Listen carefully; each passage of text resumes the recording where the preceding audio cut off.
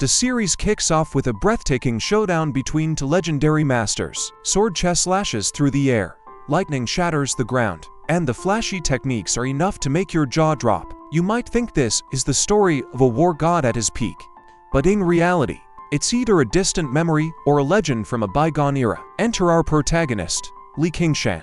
At 100 years old, instead of riding the clouds or soaring through the skies, he had big dreams, but reality hit him hard. The talent test. He had no spirit roots, meaning he was forbidden from cultivating. Education.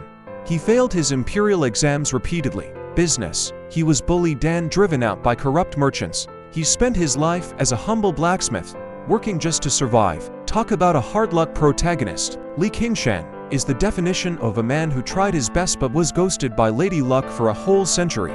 In the present, his only joy is a little girl named Aya.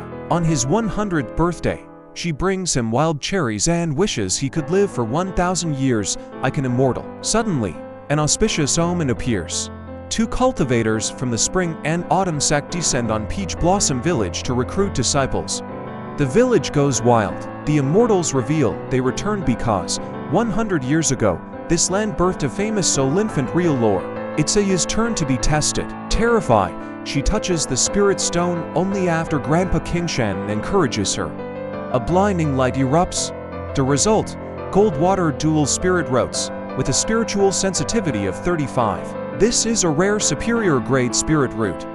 Aya is immediately scouted, but she refuses to go alone. She begs the female immortal to test Grandpa Qingshan, while the male cultivator sneers at the idea of a 100-year-old man having any potential. The female immortal is moved by the girl's sincerity and agrees. As soon as Li Qingshan's weathered hand touches the spirit stone, a massive pillar of emerald green light erupts, piercing the night sky. The two cultivators from the Spring and Autumn sect can't believe their eyes. The senior disciple gasps in shock. A heavenly spirit root. This isn't just any talent, it's a wood attribute heavenly spirit root. A 1 in 1,000-year rarity with a spiritual sensitivity score of over 80. A supreme genius hidden in the body of a man with one foot in the grave. Fate truly has a twisted sense of humor. Despite his god-tier talent, the reality is brutal. The female cultivator sighs with regret. Grandpa Li is 100 years old. His blood essence is drained, his meridians are withered, and his sea of consciousness is clouded.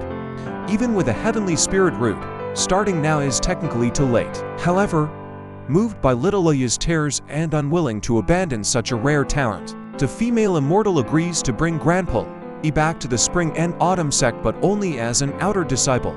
Upon arriving at the sect, the elders are initially thrilled to hear about a heavenly spirit root, but their faces turn to stone when they see a 100-year-old rookie. Consequently, Grandpa Li is exiled to the back of the mountain to guard the Hall of Discarded Treasures, which is basically the sect's high-tech dumpster. His daily job, sweeping dust and guarding trash. Grandpa Li is given a basic disciple jade token and the simplest cultivation manual, the Evergreen Decree. Despite the impossible odds, he perseveres in meditation, but his clogged meridians make the process agonizingly painful. The turning point comes when another disciple dumps a cart of cultivation trash at the hall. In the pile of junk, Grandpa Li finds a discarded, blackened pill, a failed or expired Cha induction pill. He takes it back to his room and accidentally drops it into his bronze gourd. A miracle happens. The gourd glows with a divine light, and when he pours the pill out, it has completely transformed. The pill now glows with a soft, pure green light, for perfect leaf patterns have appeared on its surface. Grandpa Li realizes in horror and awe, this is a supreme grade Cha induction pill.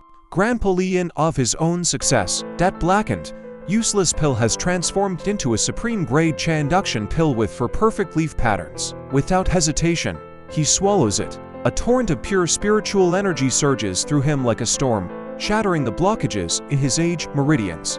After one night of cultivation, a brilliant spiritual vortex forms in his danshan. Grandpa Li realizes, there truly is hope for my immortal path. This bronze gourd is no ordinary object. It is a supreme treasure capable of cleansing and upgrading anything. Realizing he basically owns a money printing machine, Grandpa Li dives into the piles of waste in the Hall of Discarded Treasures like a kid in a candy store. He gathers all the failed and expired pills and tosses them into the gourd. The result? A handful of glittering, multicolored pills. Gold. purple, silver all of supreme grade quality. He picks up a withered spirit herb, nothing but a lifeless husk. After a trip inside the gourd, it doesn't just turn green again. It grows 3 new leaves and its grade skyrockets. Even a shattered short sword is perfectly repaired by the gourd, coming out shinier and more powerful. And when it was first forged, Grandpa Lee discovers that the gourd can change its size at will. When he commands it to be big, it grows to the size of a man. When he says small, it shrinks to the size of a finger, making it incredibly easy to hide. He officially names it the Rui Gourd. Time flies. Thanks to an infinite supply of supreme grade pills, Grandpa Lee reaches chair refining level 3 in just 3 months. This speed is terrifyingly fast, especially for someone who supposedly had no talent. However, trouble is brewing. In 2 months, sect disciples will come to incinerate the discarded waste. If he reveals a cultivation level that's too high, he'll definitely be suspected. Just as he's worrying, senior sister Yi suddenly descends on her flying sword. Noticing Grandpa's rosy complexion and sharp eyes, she can't help but ask, "You look much healthier than before. Has your progress with the evergreen decree actually been successful?" Grandpa Lee is diligently sweeping the junk at the Hall of Discarded Treasures when a young, beautiful, but incredibly arrogant female cultivator in crimson robe suddenly appears. This is John Honshu, a notorious spoiled brat within the sect. She's looking for a lost artifact, a red, bird-shaped jade pendant. When Grandpa Lee explains that the pile is massive and he hasn't found it yet, she immediately flies into a rage. Without a word of explanation, John Honshu lashes her whip across Grandpa Lee's back. It's heart-wrenching to see a 100-year-old man beaten until his flesh is torn and his robes are soaked in blood. However, Li Qingshan doesn't fight back or utter a single word of complaint. He bows his head and apologizes, but his eyes remain sharp and determined. "The immortal path is long. I will endure today to win tomorrow." Talk about the older the ginger, the spicier it is. Grandpa Lee's restraint isn't cowardice. It's the calculated calm of a man who has lived through a century of human nature. As soon as the Red Devil leaves, a certain senior brother Zhang arrives. He acts concerned, giving Grandpa Lee 2 spirit stones and a bottle of medicine for his wounds. But there's a hidden agenda. He reveals that John Honshu is the granddaughter of a powerful golden core elder. He proposes a deal.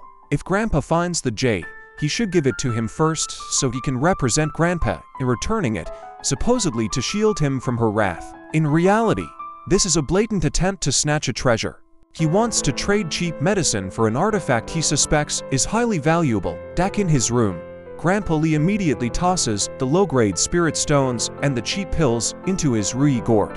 In the blink of an eye, low-grade spirit stones transform into mid-grade spirit stones. Ordinary medicine becomes supreme-grade pills.